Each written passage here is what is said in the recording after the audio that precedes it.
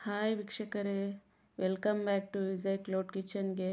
ಇವತ್ತಿನ ವಿಡಿಯೋದಲ್ಲಿ ನಿಮಗೆ ಟೊಮೊಟೊ ಚಟ್ನಿ ಹೇಗೆ ಮಾಡುವುದಂತ ತೋರಿಸ್ಕೊಡುತ್ತಿದ್ದೇನೆ. ಬನ್ನಿ ಮಾಡೋಣ.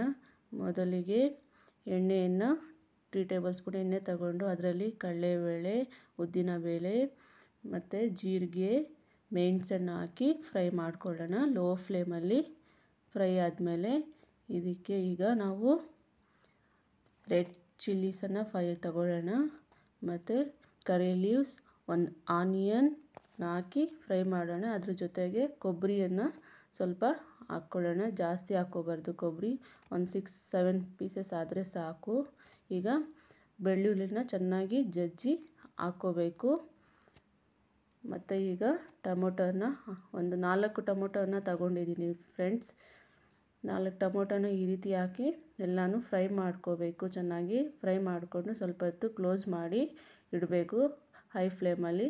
ಈಗ ನೋಡಿ, ಓಪನ್ ಮಾಡಿ ನೋಡಿದಾಗ ನೋಡಿ ಫ್ರೈ ಆಗಬೇಕು. ಹಾಗೆ ಇದೆ ನೋಡಿ, ಇನ್ನೂ ಬೇಯಬೇಕು. ಇದನ್ನು ಬೇಯಿಸ್ಬೇಕು ಚೆನ್ನಾಗಿ. ಈ ರೀತಿ ಫ್ರೈ ಆಗಬೇಕು ನೋಡಿ. ಈಗ ಫ್ರೈ ಆಗಿದೆ ನೋಡಿ ಫ್ರೆಂಡ್ಸ್, ಎಷ್ಟು ಸ್ಮೂತಾಗಿ ಆಗಿದೆಯಲ್ವಾ ನೋಡಿ. ಲೋ ಫ್ಲೇಮಲ್ಲಿ ಇಟ್ಕೊಂಡು ಈ ರೀತಿ ಮಾಡ್ಕೋಬೇಕು. ಇದಕ್ಕೆ ಈಗ ಸಾಲ್ಟನ್ನು ಆ್ಯಡ್ ಮಾಡಬೇಕು. 1 ಟೀ ಸ್ಪೂನ್ ಫುಲ್ ನಾನು ಹಾಕಿದ್ದೀನಿ. ರುಚಿಗೆ ತಕ್ಕಷ್ಟು ನೀವು ಹಾಕ್ಕೊಳ್ಳಿ, ನಿಮ್ಗೆ ಎಷ್ಟು ಬೇಕಾಗುತ್ತೋ ಅಷ್ಟು.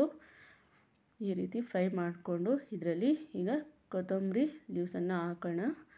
ಮತ್ತು ಹುಣಸೆ ಹಣ್ಣು ಸ್ವಲ್ಪ ಚೆನ್ನಾಗಿ ತೊಳೆದಿಟ್ಕೊಂಡು ಸ್ವಲ್ಪ ಹಾಕ್ಕೋಬೇಕು, ಜಾಸ್ತಿ ಹಾಕ್ಕೋಬಾರ್ದು, ಹುಳಿ ಆಗುತ್ತೆ.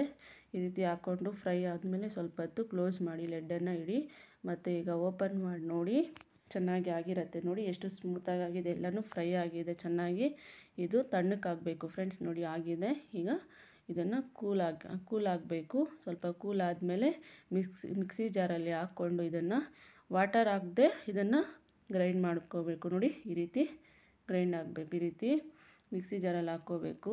ಕೊನೆಗೆ ಇದಕ್ಕೆ ತಡ್ಕ ಕೊಡಬೇಕು ನೋಡಿ. ತಡ್ಕ ಈ ರೀತಿ ಕರಿ ಲೀವ್ಸು, ರೆಡ್ ಚಿಲ್ಲಿ ಮತ್ತು ಸಾಸಿವೆನ ಹಾಕಿ ಈ ರೀತಿ ಅಟ್ ಲಾಸ್ಟಲ್ಲಿ ಈ ರೀತಿ ತಡ್ಕ ಕೊಡಬೇಕು.